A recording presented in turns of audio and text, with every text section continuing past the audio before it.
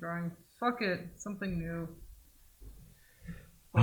Okay, got my beers ready, got my one joint. You ready? Yeah. All right, and welcome to another exciting installment of the Terrorisk podcast. I'm with Ariel. What do you prefer? Do you prefer Ariel or Ariel or Ariel or Ariel? Actually, none of them. It's Ariel. Ariel, okay. I like, all right, how do you pronounce that Sylvia Plath? It's a poem, right? Are you talking about the? Oh yeah, the poem Ariel. Yeah. It's called Art. Speak closer to the mic, like about this close. Yeah, Okay. Yeah, Keep your head in. like that. Yeah. Get all up in that bitch. Oh. Yeah. Yeah. I don't really know exactly how she pronounces it. All right. So the but first I just pronounce it like my name. So I have a guilty confession when it comes to Sylvia Plath.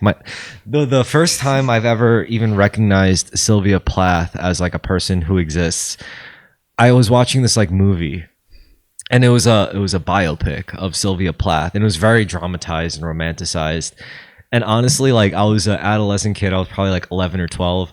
I was just watching it for the sex scenes because I knew it was like rated like some mature rating, and I was like, yeah, I know there's gonna be some nudity in this, but when I watched it as like a little kid, like leading up to that shit, I was like, I was destroyed. Like, like mind, body, and soul. I was like, what the fuck is this? And then, like, I was learning about this woman's life that just seems so miserable and fucked up. And I was like, Jesus Christ. Could you imagine like being a 12-year-old kid just trying to like get off, and then you watch like some biopic about Sylvia Plath, and you're like, what the fuck is life, man? Like, what the? I think that definitely changed like how I would like go on to view women, like like in the future, like every time, like when I was by the time I reached high school and these guys were like describing women as these like simplistic creatures, I was like, you don't know shit, all right? You don't know like Sylvia Plath and Jane Austen, and I am a huge Jane Austen fan, but with Jane Austen is different. Like I like reading Sylvia Plath shit, but with Jane Austen, it's like I hate read Jane Austen. Like Jane Austen fucking is a terrible person, but I can't stop reading their shit because Jane, she's such a good writer. Like she's like a fantastic descriptive writer. Like she paints the picture. She's got it. She's got the juice, the writing juice. Wait. So what? Wait. Why hate read though?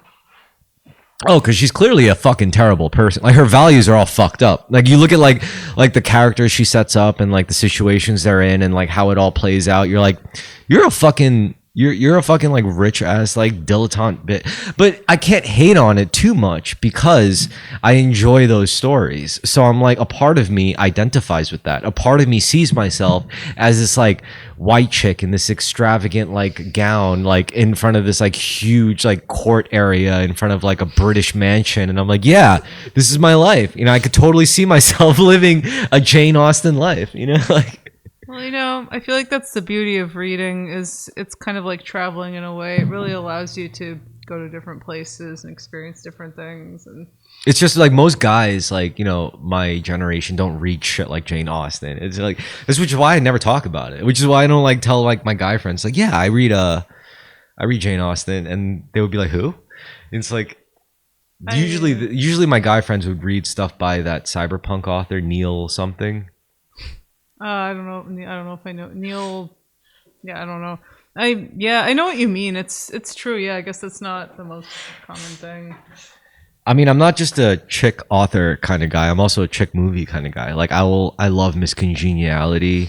There's a lot of overlap between movies and books. So one good example was Divine Secrets of the Yaya Sisterhood. That was a good one. I did not like the Tales of the Traveling Pants or whatever the fuck. Tales of the Traveling Pants. Some shit. But Divine Secrets of the Yaya Sisterhood, that was the real shit. That was good shit. That was like this Louisiana, and it wasn't even like radical feminist. It was just straight up like real ass, like, I'm a woman in Louisiana, and my mother was involved with boys who served in the war and all this shit. And I like it, like I like those kinds of stories because it's so nuanced, and it's not even like a woman's plight kind of thing. It's more romanticized. It's more like it's our plight. It's not a woman's plight. It's our plight. It's us girls in the Louisiana swamps, just lamenting over romance and heartbreak and family issues. I mean, I'll be honest. Like the only reason why I got into this shit is because for a while, I lived with my aunt and my uncle, and my aunt came here when she was like a teen, like to this country when she was a teen, and she loved reading. And so when I lived with them, every time I like took a poop in the bathroom, in the like on the counter or something, or on the toilet stand, I would always see like Tom Clancy books and like Jane Austen books, and I saw a copy of Divine Secrets of the Yaya Sister, and she clearly had like her own taste of literature. It's just, as a little kid, you're not like going to bookstores yourself to buy books. You just pick up whatever's there in the house, and that's what I picked up, and which I'm kind of grateful. I mean, a kid could do a lot worse growing up than fucking like Jane Austen and Tom Clancy. Have you ever read a Tom Clancy book? No, I've read Jane Austen, but wait. Are you done, or I have a. You could point in interject or response. interrupt whenever you want, because this is one on one. So it's not like I'm not an interrupter. My natural tendency is to just let people. I always want to make people feel heard. I want to make them feel listened to, because nobody wants more than anything. Everybody just wants to be listened to and feel heard in this world. There's 7 billion people, and everybody feels kind of alone in some way. So I really try to give that to people, and as such, I really hate interrupting. But yeah, okay, I will interject if you want me to interject. yeah. And what were you saying? Yeah, so what I was saying is, I think it's really great that you gave all that stuff a chance anyway, and you got rid of the preconceived notions, like, oh, this is a woman book or whatever, because, at the end of the day, it doesn't really matter that much, I think. Or yes, sure, it matters to some degree, but I think the differences between men and women are kind of overrated, and people stress them too heavily, and we're all human in the end. It's kind of like what we were discussing earlier this evening about how we're all. I really do believe that it's possible that we're all just one soul and we're all interconnected. And I mean, as for me, I've always befriended both men and women. I think my social circle is pretty much 50-50 at this point, and I never really between men and male friends and female friends, and I never really understood this whole can men and women just be friends thing. I think it's such fucking bullshit. And I think I have a ton of male friends with whom it really is just a meeting of souls. Like, there's no sexual tension or anything like that. It's all nonsense. I feel that. Yeah. I mean, also for me, it's not just in the context of media, like not just books but movies and shows.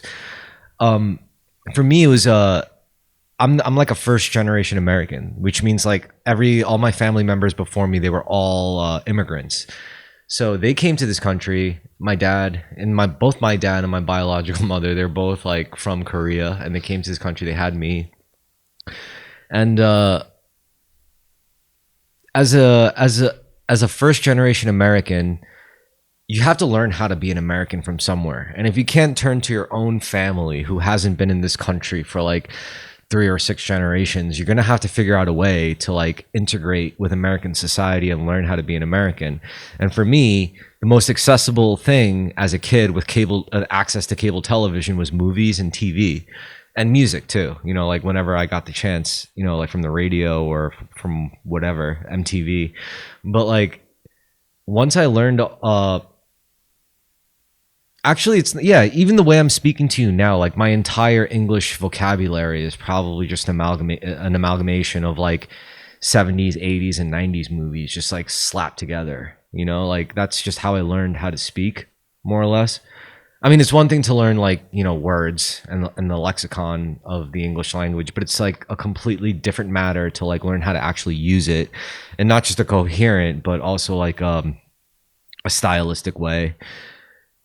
Which actually ties back to a lot with like graphic design, like typography and stuff. Because like how you speak is, I always say it like this: like the way you speak is like your font in verbal form. Like how like you type. I love that. Yeah. Yeah, I'm a designer. I'm a graphic and UI UX designer as well as a visual artist. So that whole analogy, that I love that. That's beautiful. Yeah. How you speak is like your font.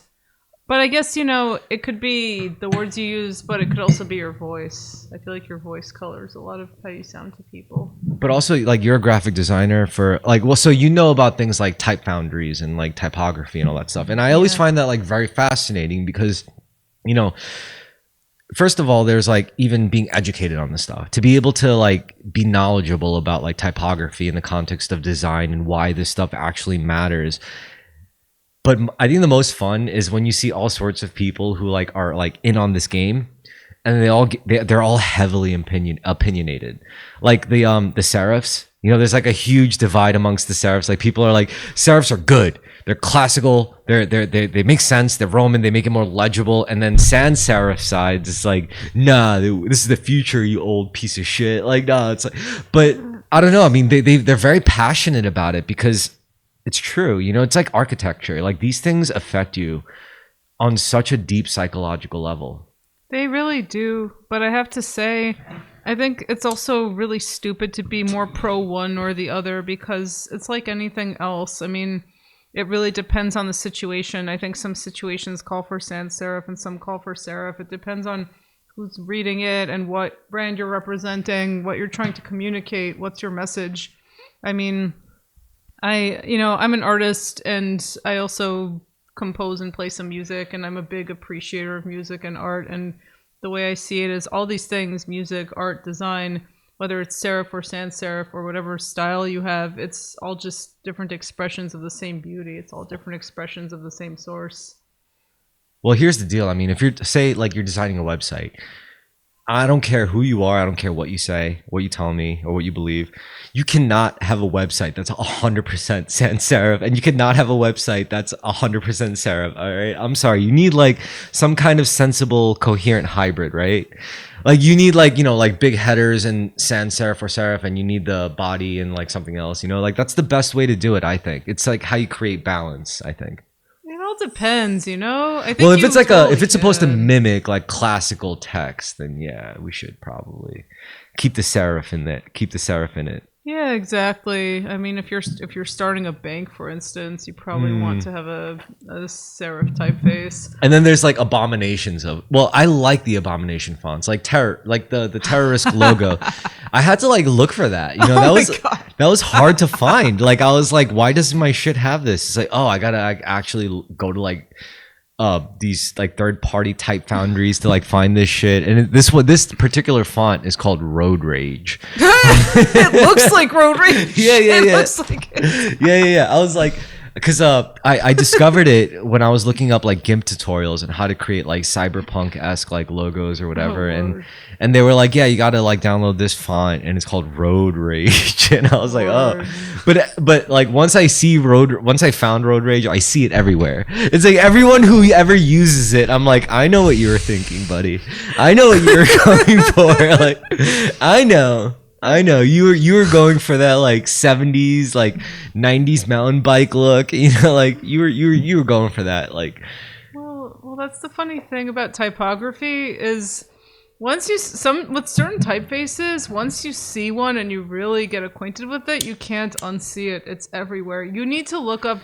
There's an article that the New York Times did, I think maybe a decade ago at this point, about the typeface Choc, CHOC. What about it? It's the one, you see it on a lot of Asian restaurants, like a lot of sushi restaurants, especially sushi, a lot of sushi places. The racist font. Oh, it's so good though. It's a perfect, because it's legible. But here's the thing though. The crazy thing is the person who designed it, they weren't even trying to make it look Asian. They just randomly made this font. It has a very long history. It was made decades ago.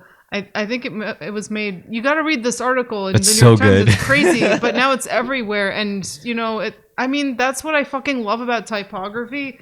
Is every font has such a long, intense, winding history to it. I mean, just the history of fonts and the way they were all used is so fascinating to me. I mean, Helvetica's another one. I feel like people have sort of a love-hate relationship with it. Either you love it or you hate it, I feel. But it's just, I mean, that one also has a very, very varied history. In your opinion, what is the most professional font? Oh, God. It's a damn good question. I mean, again, how can you answer that? I like Courier. I think Courier is a very professional looking font. I mean, it's a little weird sometimes, but I like it. I feel like what professional fonts, I think it really depends on what you're trying to do. It depends on what technical your profession is. like technical documents or manuscripts or you need to really consider, you know, what is your brand, and what are you doing? What's your product or what's your service? What are you trying to say to the world? And then you need to choose a font that really expresses that best. I mean, for instance, Helvetica might look professional for the subway, for example. Subway's all Helvetica. I don't know if you knew that, but then if you had a bank that was all Helvetica, that might be a little weird. So it depends. Exactly. Yeah, it would be fucking ridiculous. That was really mad funny. Ridiculous. These things matter, though. They do, and it's really funny. And you're right. It is very musical. All right, so here's another question. What would you say is like the most masculine font, and what would you say is the most feminine font? Like as far as like neoclassical fonts go. Oh, that's a whole rabbit hole. What even counts as masculine and feminine? You're right, because you'd have to like dissect the nature of like like what we're talking about in terms of like feminine and masculine. Yeah, exactly. I mean, this is a whole debate that I've wondered about it. Because I look at road rage and I'm like, is this really feminine? It could be masculine. It could be feminine. It feels masculine to me. Yeah, because it's so violent. And you can feel the testosterone oozing out of that font. Oh, so Terrorisk. I could get into that, like why I named it Terrorisk. It was an homage to before the Facebook profile I had now, I had a bigger one, and it got deleted because I was a mod in this group called Ideas on Facebook, and it was a big group. Yeah, I know Ideas. Yeah, and as admin, I posted this idea. I was like, "Here's an idea. What if we planned and coordinated a terrorist attack on the next Burning Man festival?" What the fuck? And the next day, it got flagged. Like the FBI showed up. What the fuck? Yeah. The FBI came to my home over that post. I was like, "Oh yeah, it was a joke." Shit. It was just a joke, bro. Yeah, it was a joke. But that's why it's called Terrorisk. Jesus. Oh, but back to what you were saying about how like typography is like very musical. Wait, actually, can I interject real quick? Because I also have a story about how I accidentally caused a bomb threat once when I was very little. What? Well, I wasn't that little. I was 14. No, I went to Israel. It was so the year was 2004. It was 3 years after 9/11, and oh boy. I just realized with the context around all things Israel right now. That's fine. By the time, these episodes are released like a few weeks like ahead, ahead of time. So yeah, so whatever. I hope that none of this makes people think.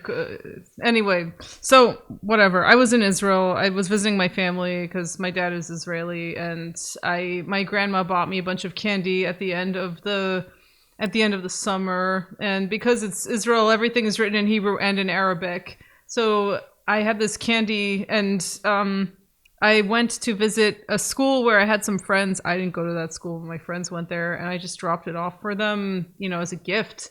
And, being an edgy, shitty 14-year-old, I thought it would be funny to leave an edgy note. So I just wrote, "Open your package, mofos, before it explodes." And I just left it there at the secretary's desk, and then I left.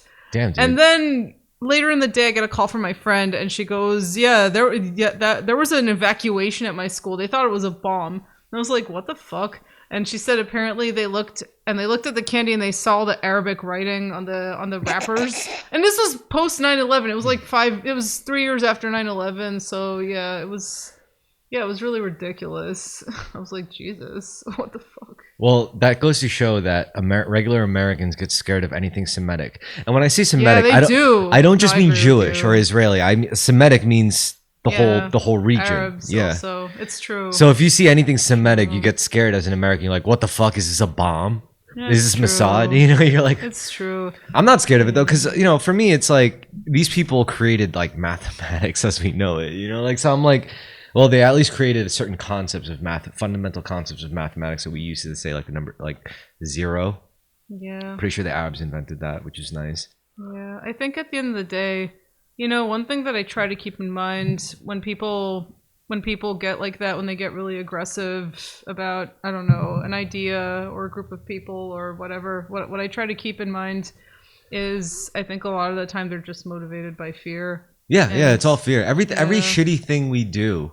Seriously, I think about it. Every bad thing humanity is capable of doing is always rooted in some fear. Fear of being without, fear of not having enough, fear of losing, fear of, being stupid, like fear, just fear of being wrong. It's always fear. And that's a thing I try to keep in mind a lot. It helps me to deal with it because I have a lot of friends of all different political motivations and different backgrounds, and a lot of them have very different opinions. They're kind of all over the spectrum. And same with the whole conflict in Israel, because I'm Jewish. I come from a Jewish family, so I hear their side of things. But then I also have a lot of friends who are more on the, I guess, pro-Palestine side or whatever. And I just I think and it gets stressful sometimes knowing so many people with different opinions and being able to understand all of their sides to some extent, and dealing with what they might think if I'm, empathizing with the other side, and what are they going to think, like, oh no, are you are you some kind of traitor or whatever to my side. Well, But put it this way, like I'm Korean, and by nature, South Korea, there's that 38th parallel between South Korea and North Korea. So yeah, I get it. I know what it's like to have your family come from a country where there's like a natural divide within the homeland, and you're like, well, what the fuck do we do? And there is no solution. Like places like Israel and Palestine, you're like, if there's peace there, well, that's the end of the fucking world. Same thing with South and North Korea. It's no different. Like if South and North Korea were to truly unified, that would be the end of the fucking world. If Israel and Palestine were to unify, that would be, well, in biblical terms, that would be the end of the fucking world. But South and North Korea, it's a little different. It's more materialist, like apocalypse. For example, South and North Korea are divided because the East and Western blocs need a good buffer zone. Like the West clearly needs a presence within the East, and the East needs a way to keep America out of their fucking business. And North Korea is the perfect buffer. Because South Korea is the patsy. South Korea, like where my family comes from, that's basically American. It's an American colony, more or less. Whereas North Korea is more or less like a Soviet, communist, Chinese, Eastern Bloc colony.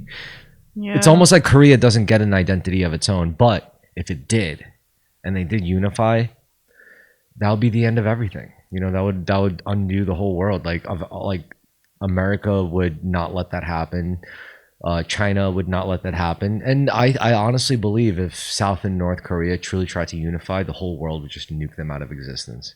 It's really sad. I feel like so many people want people to stay divided. Well, we have to be divided by nature of being born, right? Because remember what we're saying, like we're all the same soul, living different lives, different bodies. Our lives would not be meaningful without individuality. We wouldn't have romance. We wouldn't have new ideas. We wouldn't have, like identities if it wasn't for this. Otherwise, we would just be one big hive mind, like the Borg in Star Trek. I remember one time I dropped acid with a friend, and we were contemplating all of this, and we came to the realization that the very first thing that they do when you give birth is they give you a name, and that's kind of like the first defining act that divides you from It's an the inflection source. point. Yeah, it's true. But all this goes back to what I was saying before, that I think a lot of these divisions really just come from fear. I think that's what it is. Yeah. And that's what I try to remember when I'm dealing with people, especially people who get really aggressive about their politics, or if they don't like what you're saying.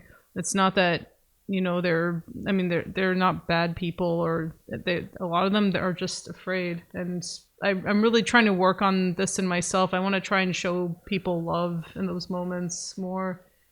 You got to be strong, and you got to be willing to be alone. The truth is, the most encouraging icons of love are the people who are always alone, because they exhibit a kind of self-love where any lonely person could look at them and be like, hey, if he could be happy making life as hard as it possibly can for himself, and yet he's loving, he's happy, treats everyone with kindness, then I could do it.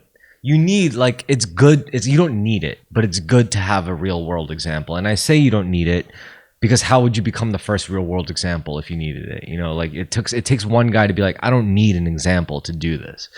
I may seem crazy at first, but eventually people will fucking get it. Like, and then you just do it, and that takes courage because it's gonna be very hard. Like people are gonna abandon you for that shit. Yeah, seriously, respect. I mean, respect. It seems like you're really doing everything you can to. I'm not saying it's me. I mean, I strive to be. I try to be. I'm not saying that I succeed in it, but it's an ideal for me. That's really respect, though. I mean, it takes courage being able to just be alone. Many people can't do it. You do it.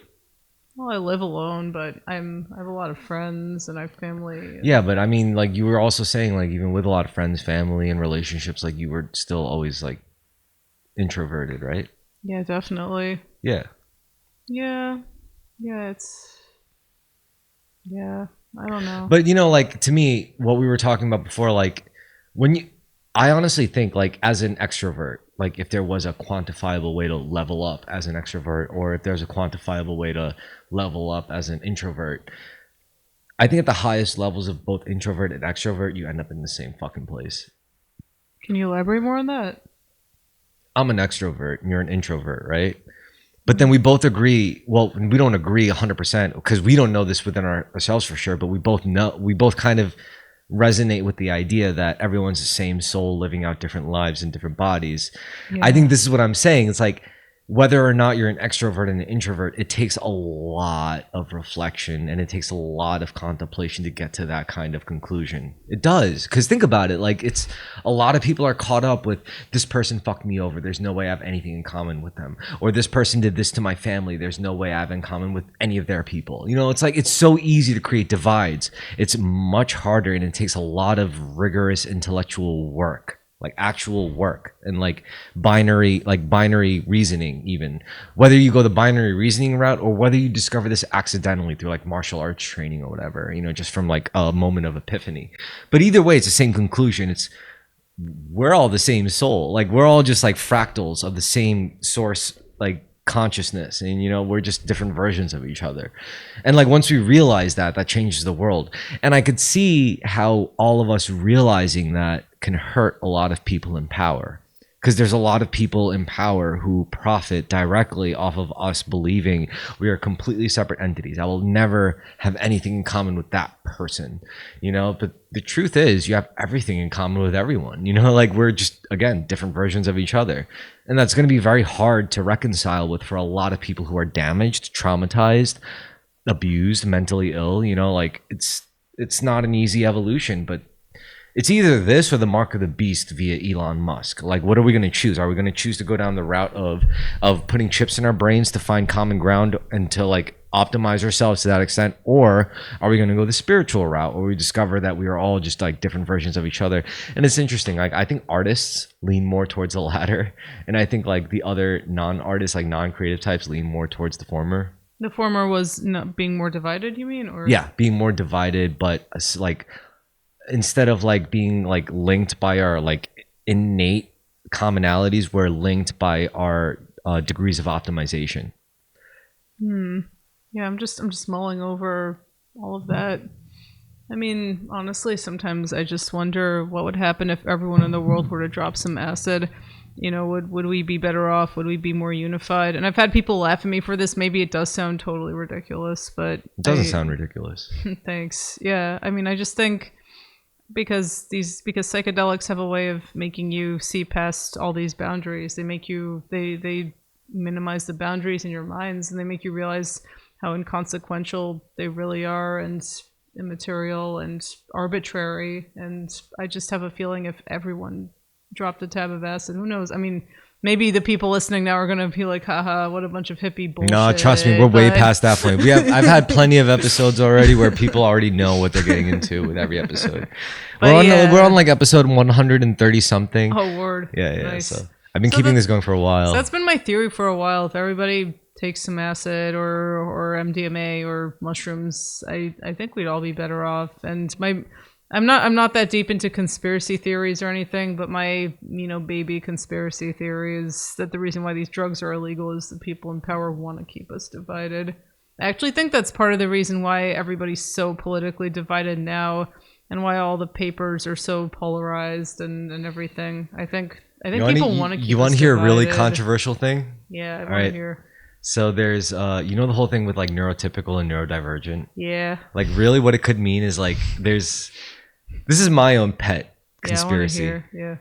Yeah. Autism is not real. Autism is it's just a calcified pineal gland. Oh. It's Whoa. like autistic people are divorced from spirituality. Like autistic people truly have no soul because they don't think they have a soul. They're like, what are you talking about? A soul? I don't see a soul. It's not materially relevant. There's no soul. I can't cut a person open and find a soul. Souls don't exist. Those are autistic people. And autistic people are so caught up with materialism, and it's because they drank so much fluoride. Their pineal gland is super calcified. They can't even consider the notion of a human soul because they're so busy being like based on reacting off of material stimuli. But yeah, that's my really like spicy controversy. Like, I don't talk about that because it's not even racist, or it's not even ableist. It's just straight up like It's just crazy. yeah. Because also, you know what's even crazier is like there is no medical like marker or diagnosis or like criteria to accurately categorize autism, like what causes it, how to spot it in people. Like there's nothing. All you could do is like see a pattern in behavior and like manifestation of thoughts and feelings, and be like, that person's on the spectrum. That's all we do. Like we do not have any inkling of an idea of what causes it. So this is what causes me to think like maybe it's not like any kind of defect of birth. Maybe it's just, you know, your kid drank too much fucking fluoride and now his third eye is closed and he can't see souls. Yeah, he doesn't have intuition. You know, that's what autistic people lack, is intuition. Well, side note, I just wanted to say that I think calcified pineal gland is a really great name for a metal band. And if you ever start a metal band, that's what you should call it. I would rather start like a post-hardcore band, like At the Drive-In. Oh, sure, yeah, why not? Have you ever heard of you've heard Queens of the Stone Age, right? I fucking love Queens of the Stone Age. Do you like Caius? I listened to them at some point, and I you really never liked heard them. Caius? Oh no, my I know God. I have. At some point I did a while ago, and I remember liking them. Every time I heard maybe I showed it to you at that, because I played Caius at that No, party. It wasn't you. I think it was. I would have ages loved to ago. show you, but I love. We should listen to Caius. Yeah, we're gonna listen to Caius. I can do it. But But I love everything. I really like so many different kinds of music. You can ask me about any music, and I can ramble all day about it. Yeah. But circling back to what you said about like how like typography kind of like reflect, no, I mean like typography was very personal, honestly, like subjective, but music it's very musical, right? Typography? Or No, I mean how typography is applied is basically like a lot like it is kind of musical, because you're creating like, okay, I'm not talking about the words themselves, because that's a whole different thing. Like that's writing, that's the content. But I'm saying like how the content is presented, like what font you use to present the content. That is also its own rhythm. That's its own progression of like stimulate ingestion. You know, like that's its own like way of you're consuming something other than the content of what the words are portraying. You're consuming like serif or sans serif, right? But that affects the way you consume the word. Okay, so there was this one guy, I don't know what his name was, and he was anti-serif, like completely anti-serif. He was like, sans serif is the best, blah, blah, blah. It's futuristic, the future is now.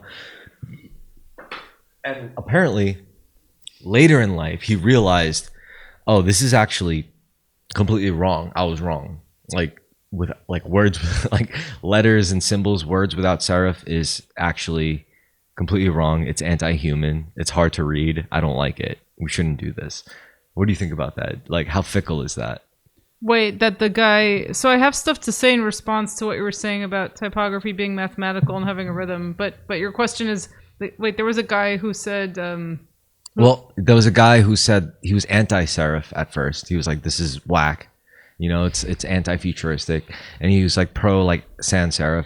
And then in his old age, he like completely reneged, like he completely backtracked. And he was like, "This is horrible for the human psyche. Like sans serif is not good for us. I was wrong." And he reneged on it, and he said serif is better. Damn. What do you think about that? Wow. Aside, as separate from your thoughts on how like typography is musical and mathematical. Well, you know, maybe sometimes when people go really, really hard with something, eventually they have a moment of awakening where they realize they went a little too hard. But then instead of chilling out, they go completely in the opposite direction. They go hard in another direction. Yeah. I don't know. I think everyone just needs to chill the fuck out. Though I guess maybe I have my moments of going too hard about certain things too. So maybe I'm a hypocrite. Oh, so for you, you're like they're just words, you know, like who cares? Like, No, not even. I mean, typography matters, but I just think you shouldn't go insane over typography. yeah, I just mean I don't know how much I believe in these extreme attitudes about it, or oh, sans serif is bad or serif is good. I really think it all depends. But, actually, you know what makes me really respect graphic design in terms of typography? Yeah. It's because I was a shitty, delinquent, juvenile 14-year-old kid, like stupid and immature, but I was really into graffiti. Oh, word. So Nice. graffiti, like, was all about, like, you know, we just wanted shit to look cool, fat, and we didn't know what we were doing. Graffiti. We weren't like we weren't classically trained like art people at all by any means. We were just stupid kids who stole spray paint from Home Depot, and we just wanted to like create the fattest looking fill-ins and shit with our names. It was ego based, but the techniques we were like cultivating were really graphic design. Like if you think about it, because you're working with perspective, you're like creating like, you know, like coherent composition, and you're using like the right colors and everything, and you're using like you're using specific fonts. I mean, they may be unique to you, but they're still specific. And you know, I didn't realize it until like a little later, but once I got into like, you know, graphic design and web design, well, I wasn't even studying graphic design, I just studying design in general, but that ties into graphic design. And once they got into typography, I was like, oh, so this is why graffiti artists are such like obsessive idiots about their shit, you know, like this is why they're so crazy about it. Because it's like this, if graphic designers could get so insane about typography, no wonder why graffiti artists would get so crazy about their shit, you know. I mean, you're not wrong. It's all just, again, it's all just different expressions of your craft and of this artistic instinct. And I mean, there's some really amazing graffiti out there. You know, to this day, I still mourn the death of 5 Points. I'm sure you know about 5 Points if you did graffiti. Yeah, to this day. I mean, I'll never stop mourning it. I'll never stop being depressed that it's gone. When I was a kid in high school, I mean, I wasn't really seriously doing graffiti or anything, but I was vaguely into it for a while. I mean, I wasn't, you know, going around illegally tagging up things. I wasn't doing anything like that. I was my high school had a mural club, and we had Lady Pink come and mentor us. And she was a famous, for those of you who don't know, she was a prominent graffiti artist in the 80s, and she did the subway graffiti bombings and stuff like that. But yeah, so I mean, just all of that, and also going past 5 Points every single day on the 7 train. I went to high school in Long Island City, so going past 5 Points every fucking day, it all really inspired me. You know, a lot of graffiti played a huge role in inspiring me when I was a teenager. Well, this is in credit to what I was recently learning about. It's just I didn't know the trick to like creating like 3D letters, you know, like when it came to those like fat murals and fill-ins, until I learned about like the horizon point and the horizon line and the vanishing points, or applying like vanishing points to your perspectives within your pieces. And I was like, okay, so that's how they make it look all coherent when they make like 3D letters and all that shit. But the reason why I fixate on that is because I'm very into like platonic forms. You know, like what are the most basic forms of reality? And we're not just talking about like physical matter, but like we're talking about thoughts and like algorithms and like ideas and like, you know, theories. They all follow a specific framework. They all have a shape. Everything has a shape, including the way, you know, like when you walk into a store and you buy something and then you walk out, you basically adhere to the shape of the way that whole infrastructure is played out. You know, like there's the POS system, there's the whole fucking like supply system, you know, when it comes to filling up the shelves, there's the maintenance when it comes to like actually preserving the goods, you know, and when the store is not like open for business hours. And there's even websites, and there's also, you know, like keeping a band together, you know, that has its own infrastructure. There's keeping a podcast running, there's keeping your art career going, there's everything has this infrastructure. And when you look at what an infrastructure really is, it's confusing when you look at it like systems upon systems upon systems. But when you look at it in shapes. When you're able to like apply sacred geometry to technical concepts and frameworks, like I think that's the way to go. That's how you tap into genius. Because when you're just looking at straight frameworks, you're basically just learning how to be like a more multi-dimensional cog. Like you start as one 2-dimensional gear and you become a 3-dimensional gear, and you just like learn how to be a cog. But when you're able to like synthesize different perspectives, because I think perspective is more important than perception. So when you're able to synthesize not different perceptions, because perceptions are so random and they're always like so first person, perspective is more meta. So when you're able to synthesize different perspectives, that's when you're able to create like more novel things. Are you talking about how every art form has an underlying structure to it? Yeah. I guess that goes back to our whole theme before of music, about I guess math being a part of everything, and music and art and film and photography, and having an underlying structure to everything. Yeah, I mean, geometry is like pure mathematics at the end of the day. Yeah, I mean, and what you were saying about typography having a rhythm similar to music, I think what that all goes back to is there really is sort of a math, there is a sense of math in all of these things. I mean, the reason why music sounds good is due to mathematical concepts. That's why different intervals sound better than others. Like that's why perfect fifth is the the most harmonious interval you can hear. It all has to do with it is mathematical music theory. But I think you could take it a step further, and you're right. I 100% agree with you. It is all mathematical, but I think there's something beyond even math, because even like pure mathematicians, they do something, they explore something, they go down a certain rabbit hole where they find God through mathematics. Like you know what I'm talking about? Like these people that discover something where like they discover like mathematical patterns that are just prevalent throughout everything, like everything you find in nature, like the golden ratio or the Fibonacci sequence or something like that. Like fractals. Yeah. They see that reality is literally just all like fractals upon fractals upon fractals. Like there's no denying it. You could intuit that through esoteric means, or you could actually like do the nitty gritty of material labor, which is like doing the mathematical calculations, and you realize, yeah, it's all like fractaling out of each other. Like everything does kind of fit together in a weird thing. But this goes back to what I'm saying about like schizos and mystics. This is yeah, because like the schizos are right in a sense. The schizos are correct. Like everything's connected, man. Everything's fucking connected. Like the aliens, the government, the reptilians, the demons. Like it's all the same thing, man. They're right, but how does that help you? Which is the difference between a schizo and a mystic. Like a schizo is focused on external patterns, the external formula, whereas the mystic is more focused on internal formula. It's like if everything's formulas, everything's math. Yeah, we know this. So then what's my math? Why am I going to worry about the government's math or reality's math or heaven's math or hell's math? Like, why am I going to worry about that math? I should worry about my math first.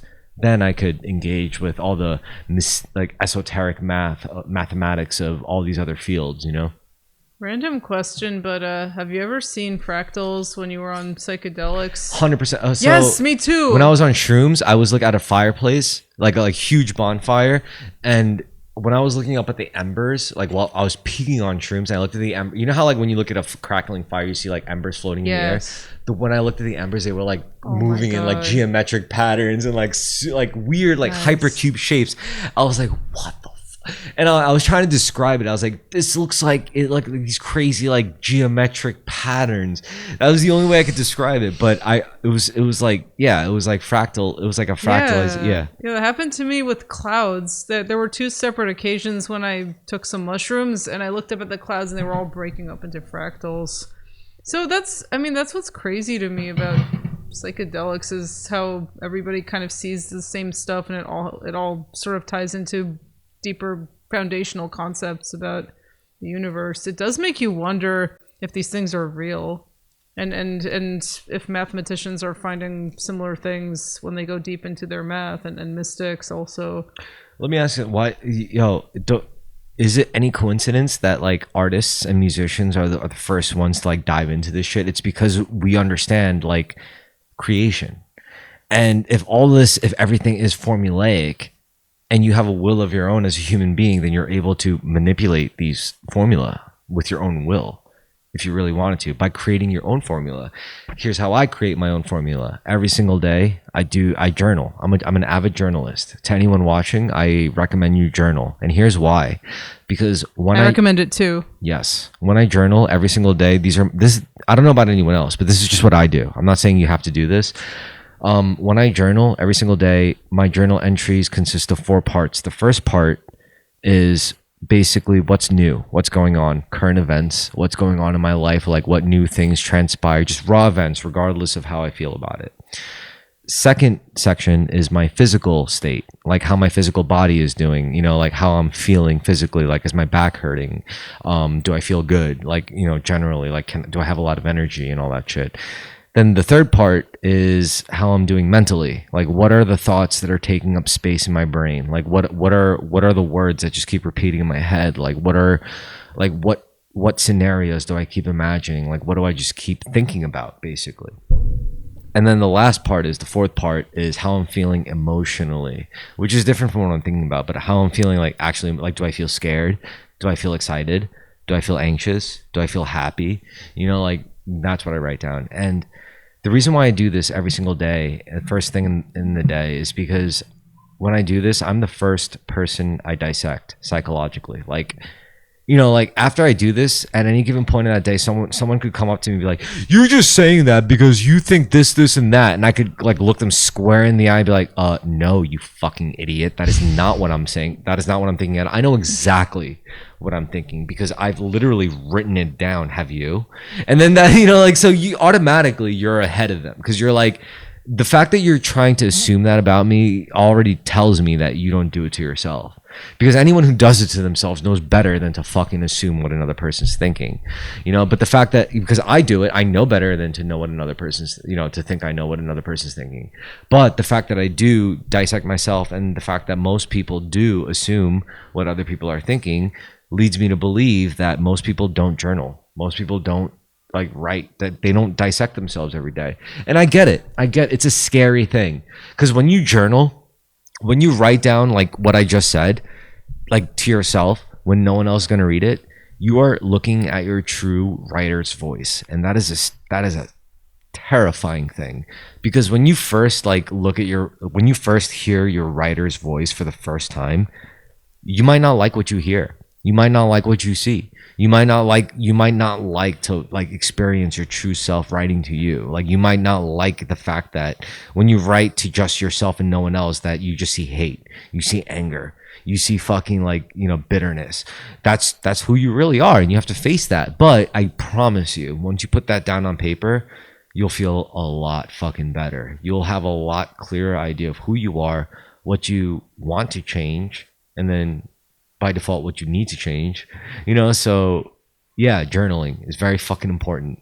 I know it's scary.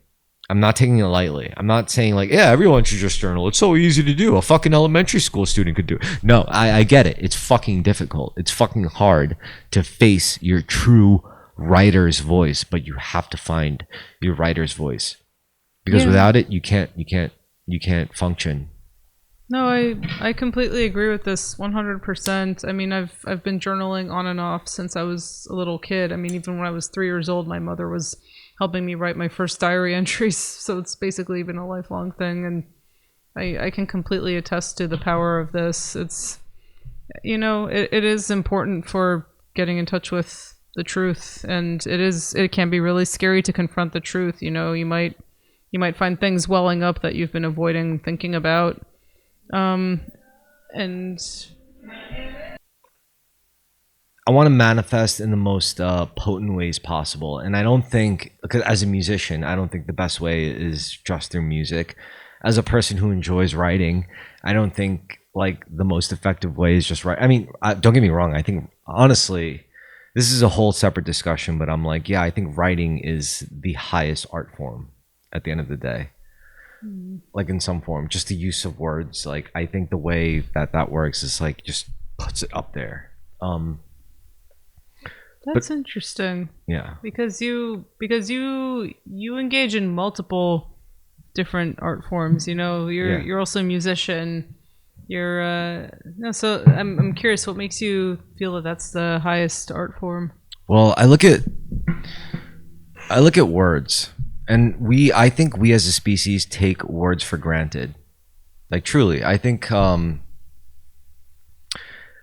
we don't understand just how much of a hand that the whole concept or the ontology of words play on the construction of our reality, basically. You know, without words we wouldn't have anything. Words are truly the only way to build everything we have, you know, like when it comes to like syntax and formula, even, you know, or even portraying like ideas you have, you need to use words. Like, and it's not even just words. Like think about a letter. Like think about how much information this one letter holds. Like if you look at the letter A holds a sound. It holds a place within like a sequence of letters. It holds numerical value. It holds uh it holds different phonetic values, like when you add like additional symbols to it, you know. So like, yeah, like letters alone are already like these like memes. You know, the letters are like these insane fundamental memes that they're like the building blocks of our reality in a sense. Because without these letters, which ultimately lead to words, which lead to sentences, which leads to paragraphs, which leads to ideas, you know, like without these things, we would have nothing. And don't get me wrong, like we need other things besides words. We need visual representation of like abstractions, like shapes, like neoplatonic forms, you know, like diagrams and schematics. Like that requires something beyond words. Don't get me, yeah, that's true. And also, don't get me wrong, like, yeah, these things, like shapes, it's basically, for me, it's just shapes. Like shapes are the platonic forms, you know, like the most basic of the basics. And everything comes from that, whether it's letters, whether it's words, whether it's ideas or formulas or representations of formula, but there's shapes, and then there's fuck, there was something else, but my mind drew a complete blank. But anyway, yeah. Going back to letters and words. Yeah, letters. I think we take for granted like words, how powerful words truly are and how fundamental they are to our reality. I mean, it's even biblical. Like the Bible says, God gave us the word. You know. Yeah, no, it's true. Everything you're saying, those are good points, and it's probably not something I think about often enough. I feel like when you get into Chinese characters, it's even crazier Yeah. because each word is contained in just one character, and each character, it's like its own work of art almost. How about this? I was reading this book. There's a writer who I really love named Adeline Yen Ma, and she wrote a couple of books about her, a couple of memoirs, and in one of them she gets into a whole thing where her grandfather was dissecting all these different Chinese characters for her and what each one means and why, you know, what the story that's contained in each of the letters, and it was just so fascinating. How about this? There's aside from words, there's and letters. There's a whole different dimension. There's numbers. I think numbers are also their own. So the idea is that these symbols, these numbers and letters, they're alive. These things are living, sentient things within intelligence, and they're more alive than us. Numbers are older than us. Letters are older than us. Who's to say that they're not more sentient than us? You know, these things could be like living things, you know, that exist on a whole different dimension. And what we see as like when we experience numbers and letters, we're just seeing reflections of the larger living thing, you know? So I just have to ask you, since we're talking so much tonight about letters and numbers and music and visuals and stuff, do you have any particular forms of synesthesia with any of these things? Yes, 100%. Because I think because the reason why I think I have synesthesia is because intuitively I think all of reality is based upon two axes, light and sound. Did you know that like I think like pre-Renaissance times, painting wasn't called painting, it was called illumination. Whoa, no way. Because you were illuminating, like you were lighting up something into existence. You were like, oh, this wasn't here, but then because I illuminated it from the dark depths of my mind onto paper, it's That's now beautiful. Yeah. Wow, I love that.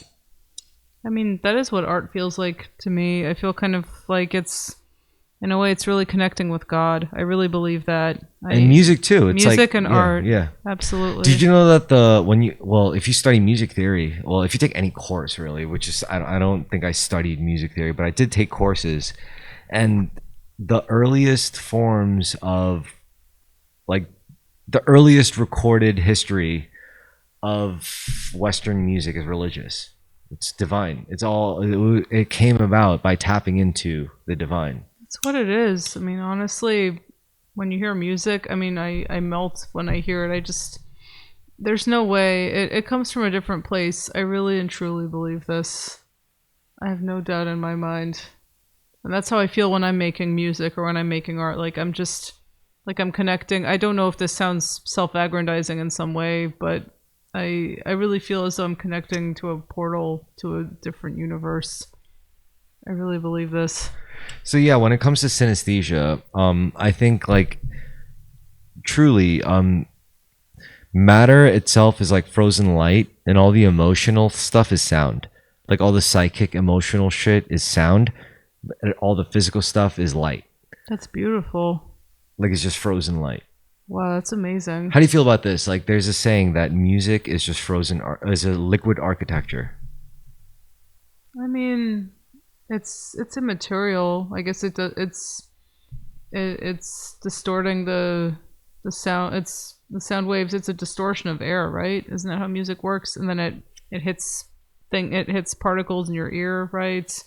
I guess in that sense, it's, I don't know. I mean, I guess, well, I don't know. Well, music being a liquid architecture. I'm just thinking out loud because I'm thinking. I mean, I guess it flows kind of like liquid, but then it would be more like a gas than a liquid, I guess. But the thing is, music always follows a structure, like architecture. It does, but what do you think of the expression? I think it's true. I think music is like liquid architecture in a sense where what is architecture? Architecture is just like a structure. Like it's matter organized into a structure where energy can flow in and out of, whether it's people living there, doing business in there, killing each other in there, whatever the fuck they're doing in that structure. They're transferring energy in and out of that structure. If you look at music, music is like this ephemeral structure that you create with like idea and like sound projection. And it's, you could say by now it's just data. It's just stored data. You know, like when you were actually performing it live with analog instruments, you could say you were disrupting the sound waves. But now what we're hearing is like like it starts as data, and then that data affects the electrical signals, which affects the mechanisms, which affects the air, which affects us to listen to recorded music nowadays, like digitally recorded music. But yeah, I mean that's pretty much it. Yeah, I was like, yeah. I mean, I guess so. It is like an architecture in the sense that there's a very concrete structure to it, but at the same time, it's not like a physical object really. It kind of flows through the air basically. So yeah, I guess there's some truth to all that.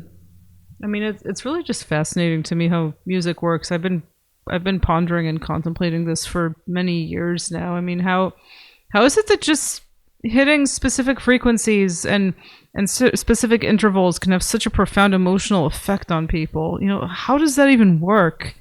It's such a mystery to me. I mean, I've read several theories about it. I think there's one theory that humans evolved to have specific emotional responses to sound because it's left over from the days when we all lived out in the wild, and it was helpful in terms of things like perceiving when a sound indicated danger, for example. You know, the meanings of sounds out in the wild. But I don't know. It's just one theory I read. Have you ever heard of cymatics? I'm not sure.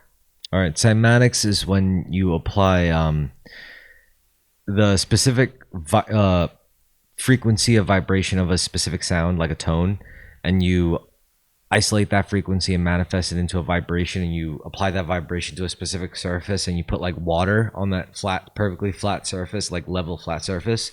It creates specific shapes depending on the different frequencies you use. Now, that's just water, what it does to water.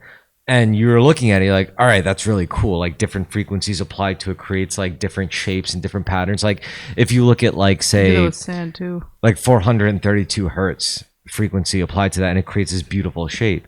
And then you say apply like 440 hertz, and it creates this discombobulated, fucked up Oh shit. my god, really? Yeah, I need to see this. Really? I want to see this. Yeah, I'll show it to you. But so this is just water. But then I ask you, what is 70% of the human body made out of? Water. So of course music is going to affect us because sound affects liquid, and liquid we're mostly liquid. So yeah, it's going to fucking affect us. That's oh my god. Wow, that's everything you said just now is fucking brilliant. So I have a few things to I mean, say this in is I didn't response. make this up. This is just nature, right? This is just Yeah. like the way that apparently our reality works. Like, yeah, if you apply sound to liquid at a perfectly flat frequency, depending on different, it's going to make different shapes depending on the frequency, which is very weird. That's a very, That is very weird. weird. Yeah. It is. But it's beautiful, and it makes a lot of sense. And it's like, it makes sense why music affects us, because like you just look at the way sound affects liquid. Well, we are mostly liquid. Like we are 70% water. So it's like, yeah. Wow. Okay. I'm gonna ponder this some more. I'm gonna do more research because that's really interesting. Yeah, the cymatics. So I was aware of this. I was not familiar with the name. But when I was in college, I built a Chladni plate, it's the same idea. You run a violin bow across the edge. You sprinkle sand on the surface, and when you run the And violin it makes bow, different shapes. yeah, it's fucking beautiful. It makes a beautiful sound, and it also triggers frequencies that cause their patterns to develop in the sand. It's fucking beautiful. Yep. Regarding what you're saying about 432 hertz, that is very yeah, you interesting picked to up me. on that. Yeah. No, listen. You can map this. You can see it now. I have a lot to say on the subject of this, actually. yeah. No, so basically, I have perfect pitch, and about a year ago, I realized that my sense of pitch had gone a little off. That suddenly, I for the first time in my life, I realized I was making mistakes. So all my life, I would just hear a key and I would know immediately what it was, without any consideration or hesitation. But I realized that suddenly a bunch of songs, I would think they were a certain pitch, and then I would realize they were actually a key lower than I thought they were. And that freaked me the hell out because for the first time in my life, to me, something like that is like looking at orange and thinking that it's red. Yeah. And eventually I worked with it. I practiced. I kind of knocked my sense of pitch back into shape. I just needed to practice. But the point I'm getting at is I realized, so about a year ago, it felt kind of like my innate sense of pitch was closer to A432 than A440. And I kind of went down the conspiracy rabbit hole a little bit, reading all these conspiracy theories. No, it's worth it. First of all, you're not a politician, you're not a lawmaker, so it's worth going down these conspiracy, especially over art. You have to go over it for art, because art is the last place they would cover shit up.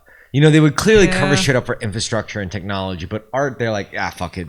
Yeah. So regarding this 432 hertz thing, I don't know. I don't have any conclusive thoughts on it, but I do think it's kind of interesting. Well, I'm not even talking about in terms of musicality. I'm talking about pure physics. Like, just look at the way, like, on a flat surface, it affects, like, just look at the shapes it makes. Compare it. Like, what's more aesthetically pleasing to you? The shapes it makes when you apply a 432 signal, or the shapes it makes when you see a 440 hertz signal? Like, what looks better? And you'll see it. Like, and you're going to judge it. And you're going to be like, okay. Clearly, like... I'm not going to lie. On some level, I kind of prefer frequencies that are closer to 432 to A440. Did you know that the Beatles recorded their first two albums on 435 hertz? Not 432, but 435. With the Beatles and Please Please Me, George Martin had them all tune their instruments to 435 hertz. I'm pretty sure the Beatles were onto some occult shit. Well, yeah, maybe. They went to Germany at a weird time, and they learned some weird things in Germany, and I think they came back with some occult knowledge and applied it. Could be. But I don't know. 435, I don't know if there's any occult meaning to it. But I don't know. Now that I've listened, I can't unhear it. I'm like, yeah, it definitely sounds a bit lower. Like, but it's, I don't know. I'm kind of drawn to it. Like, I have pitch color synesthesia, and I sort of prefer how colors feel on that frequency. But you know, now I'm so concerned about trying to keep my sense of pitch in place. I feel a little anxious listening to anything that isn't tuned to A440 for too long because I don't want to fuck up my sense of pitch too hard. You know, when it It's comes to crazy. yeah, no, you're right, and I that's cool that you look at it through like a visual, a third eye, like mind, like aspect. But for me, it's I feel it in my body. You know, I feel it from like the organs going up from like the center column, you know, all from top to bottom, and I'm like, yeah, that's where I feel it, and uh, I guess that's more of like an intuitive development, and I think it's all connected. Like how you view it in your mind's eye, how you view it in your body, how you view it in your heart, like emotionally, like it's all fucking, you know, it's all certainly I think connected. Yeah, for sure. I mean, honestly, that's okay. So this is another one of my sort of autismal obsessions is tuning and pitch in general and the history of how it came to how A440 came to be the standard. There's a book that I kind of want to read. It's called The History of A.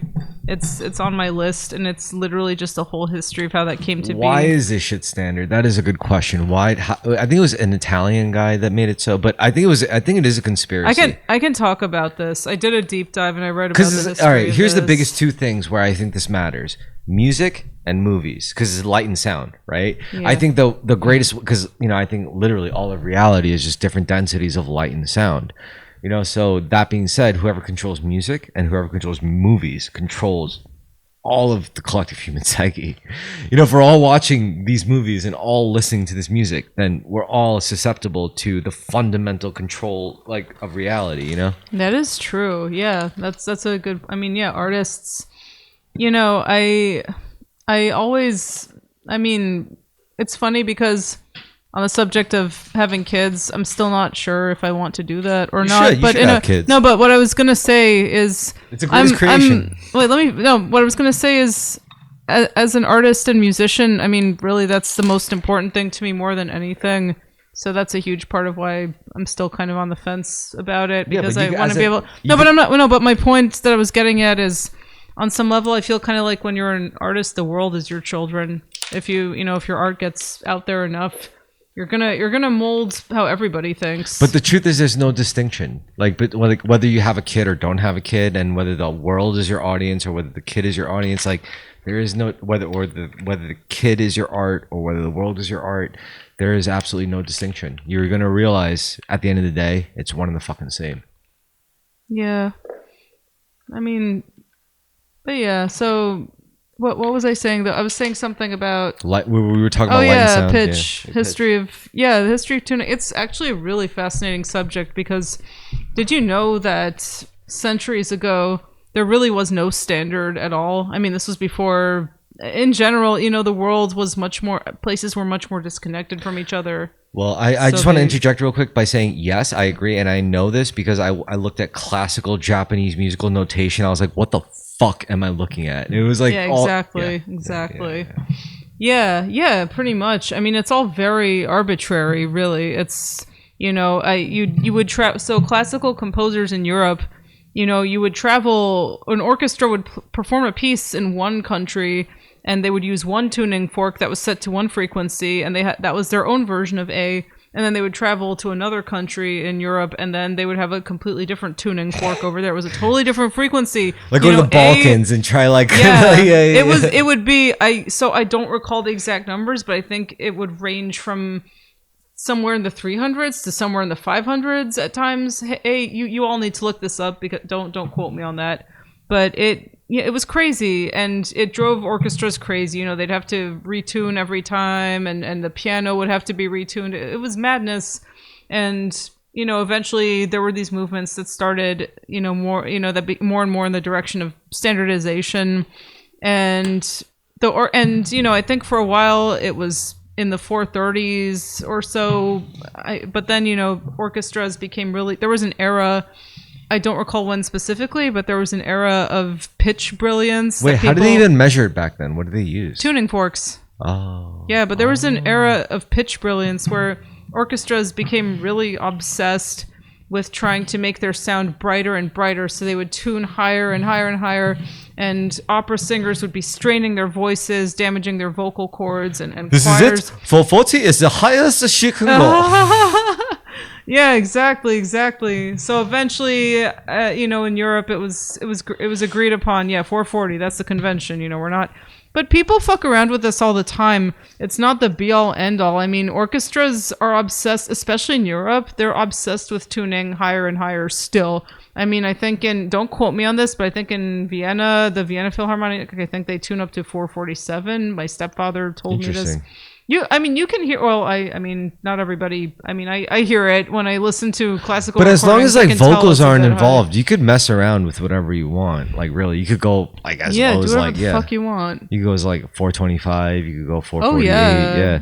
You could probably do all this shit as long as there's no singer who has to like account. Because I feel for the singer because the singer really is locked into a standard because the singer doesn't have like tuning knobs on her vocal cords to be or his vocal cords to be able to like fucking adjust the tuning at will. They have to condition to it. Like they have to like practice into it, like basically morph themselves through practice, like morph their mind vocal cord connection to be able to just be intuitively knowledgeable or intuitively sensible within a specific frequency tuning or a tuning. So it's like that's hard, so I get why the shit matters, especially when it comes to like vocals. Yeah, everybody. I mean, yeah, but musicians experiment with tuning all the time. Musicians do all kinds of crazy shit. Stevie Wonder, he fucked around and he would tune like his song "Living for the City" he tuned everything to 447 hertz. Or my Bloody Valentine, they fucked around all the time with tunings and the Beatles, as I said, that's another example, 435 hertz. That's also part of the beauty of art is being experimental and challenging the status quo. I mean, well, it's also your domain of control. Like as a singer, like are you good enough to be like, yeah, I could sing this key, but in also 440 or 432. But then as a music producer, you could be like, I could produce in whatever fucking frequency I want. Like whereas a skilled guitarist to be like, yeah, I could tune my shit to whatever standard.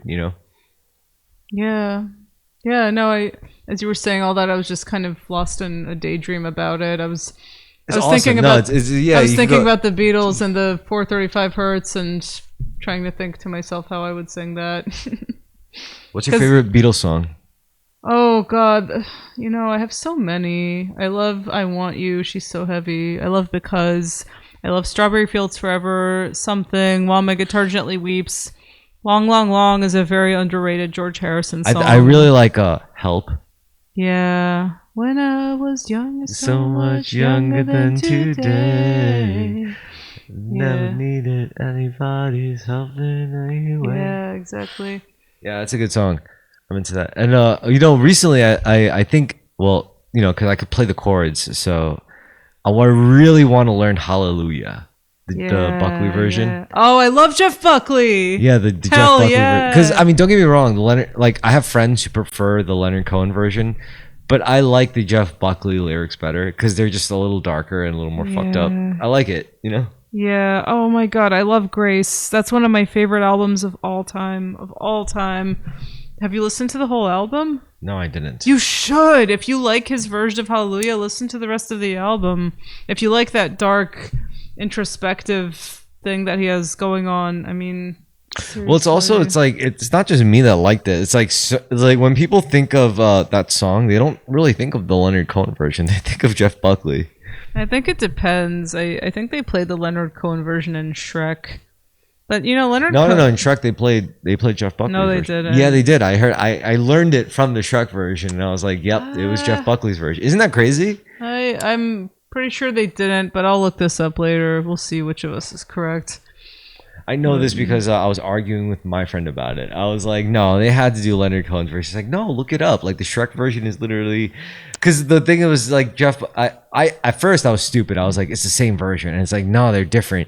And I was like, well, the Shrek version had the original. I was like, no, it didn't. The Shrek version had fucking Jeff Buckley's version. I was like,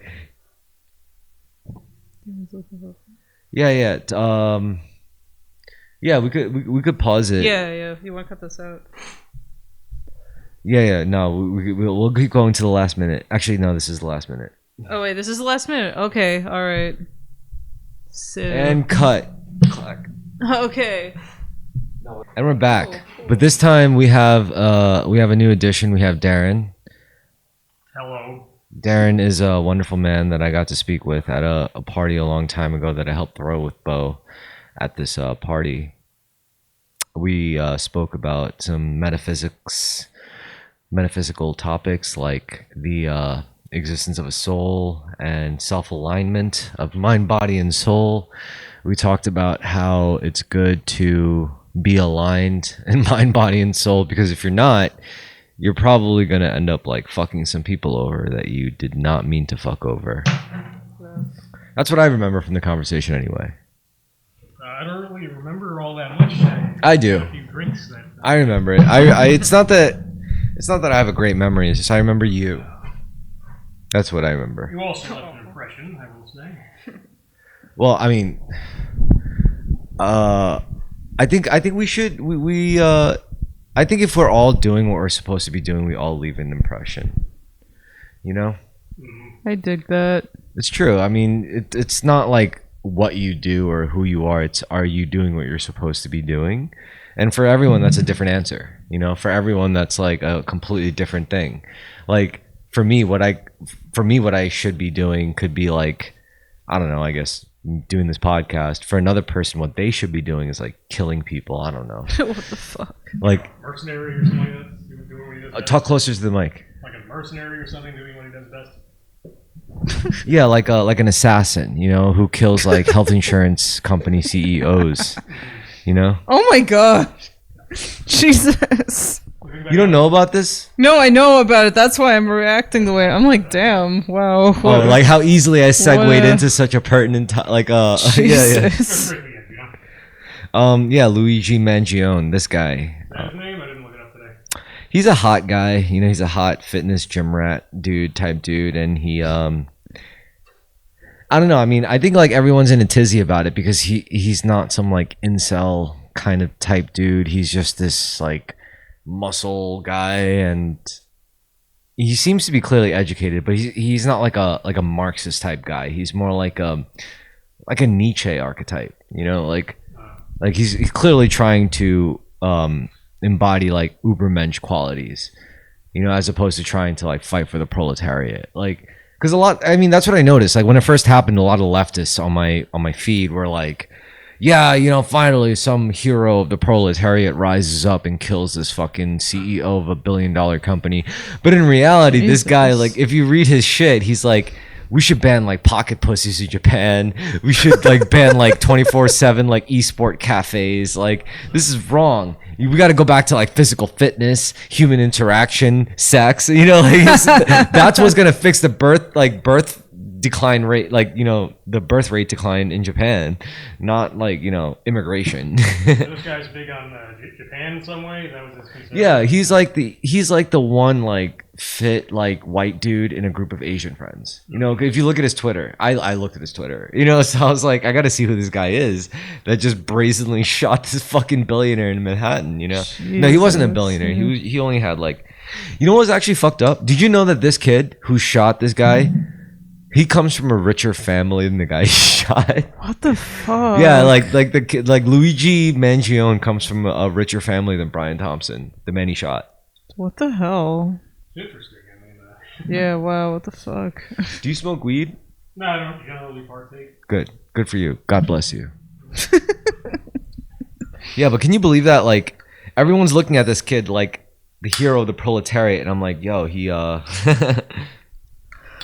Yeah, I don't know, man. That physiognomy, yeah, wasn't there.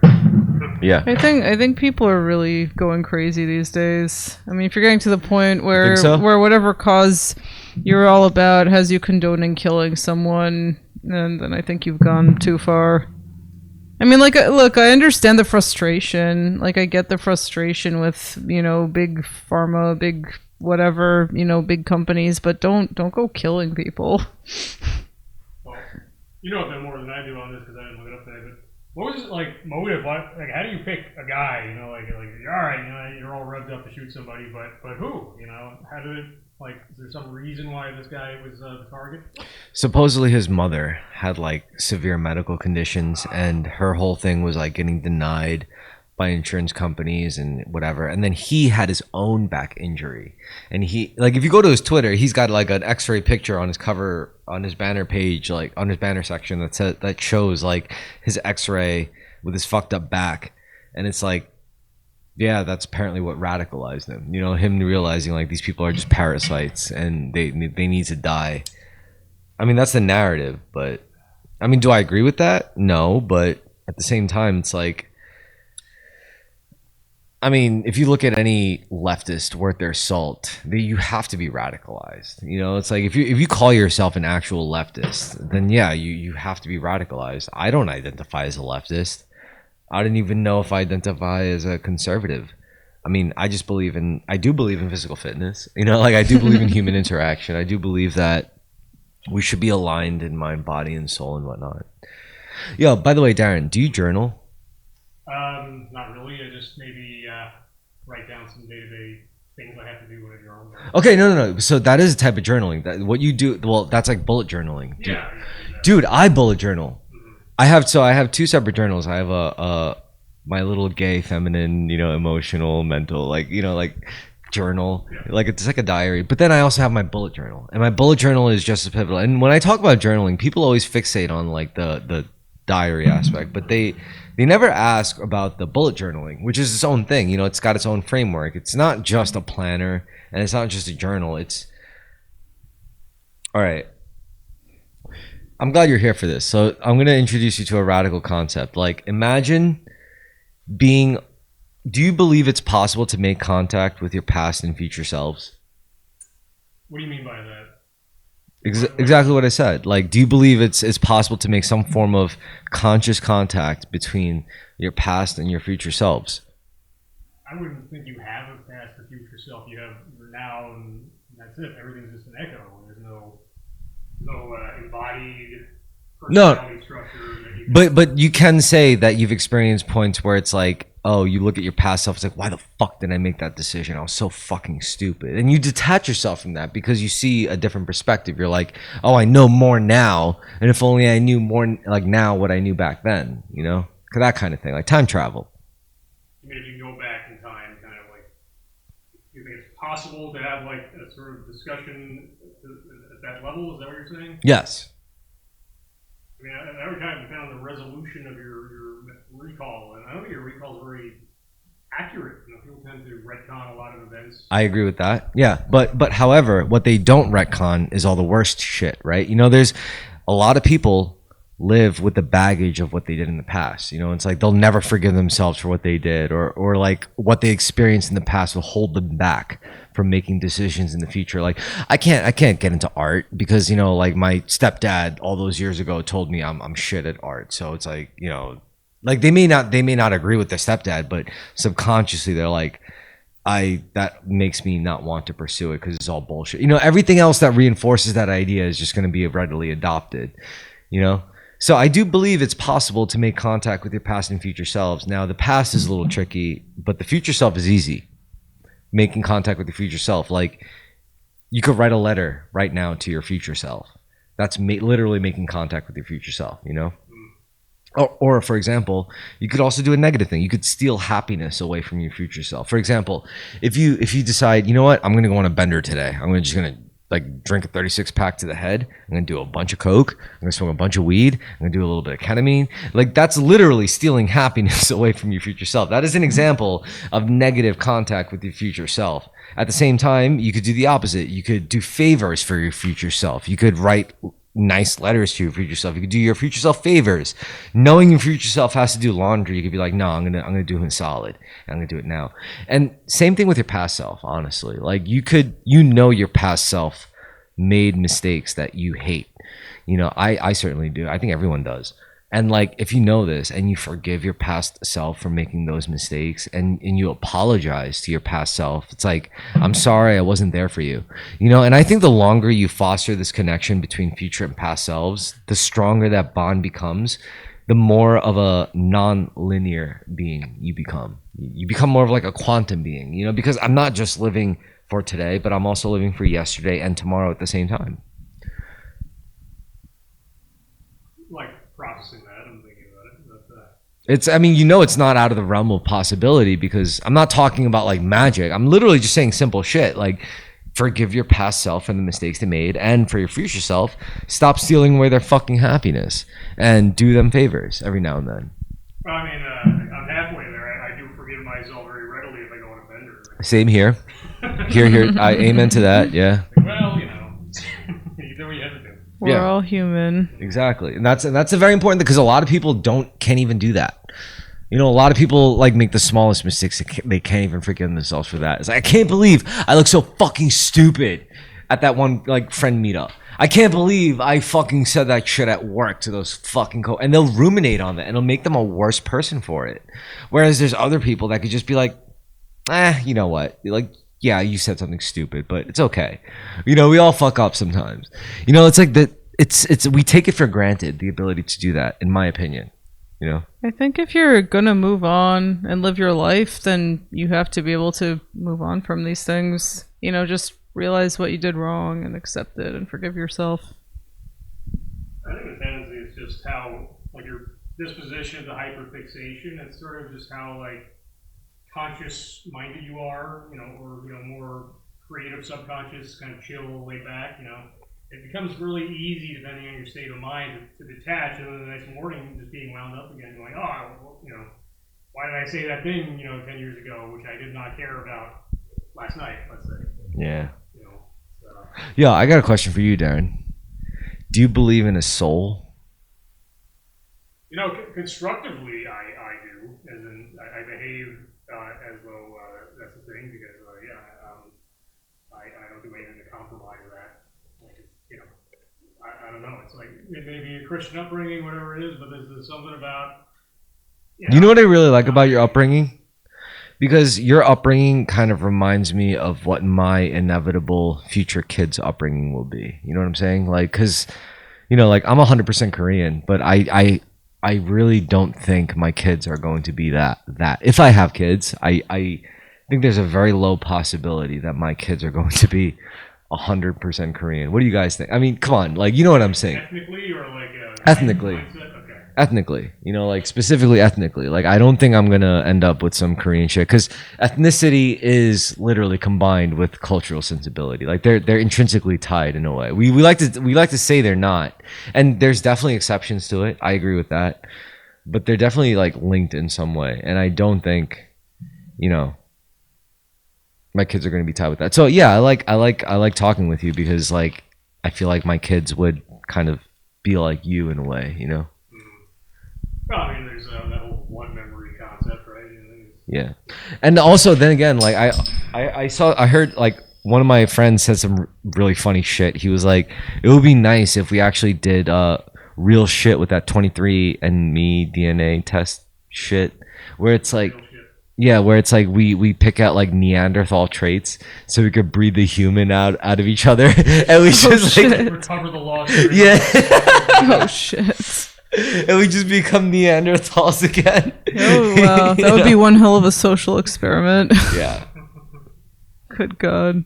Tracking out all the latent strains all over the world. I mean, here's the scary part. The scary part is if an asshole like me can imagine that, it's probably been done. You know, like someone else with the resources and the will, you know, like the intent, probably did it.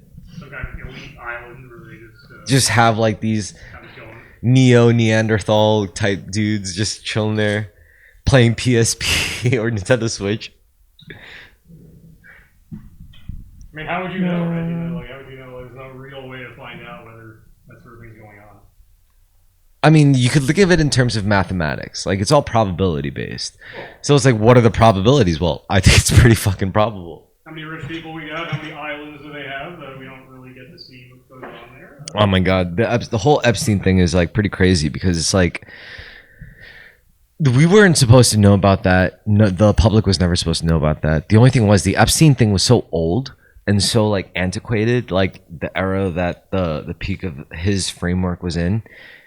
It was never supposed to come in contact with the internet, but then the internet happened, and the internet just happened to trip over this rock, buried in the dirt, and they were like, "Oh, what's this?" And they did a little digging, and they're like, "What the fuck is this Epstein Island?" And like suddenly, like this whole thing came to light, and he got indicted and all this shit, and then he mysteriously killed himself and all that stuff. But yeah, I think really it's pretty funky. I mean, do we even know he's dead? Like, we have like a picture of the corpse, right? Well, I mean, the real scary part is it's that, that was back then. Nowadays, the iteration of Epstein Island would be like a space station with like child sex slaves, cloned. So no family would miss them. And they're just like, you see like little Ariana Grande, Cameron Diaz, 14-year-old clones running around like serving these billionaires and shit that go there secretly. This could be happening and we don't know. And it's further becoming in the realm of possibility. Like if we imagine this like 10 years ago, you would look at me and be like, you're ridiculous, Chris. Like stop huffing this shit. But then like we think about it in the year 2024 and you're like, well, I guess it might be possible. It's not, I don't know if it's plausible, but it's definitely within the realm of like plausible possibility.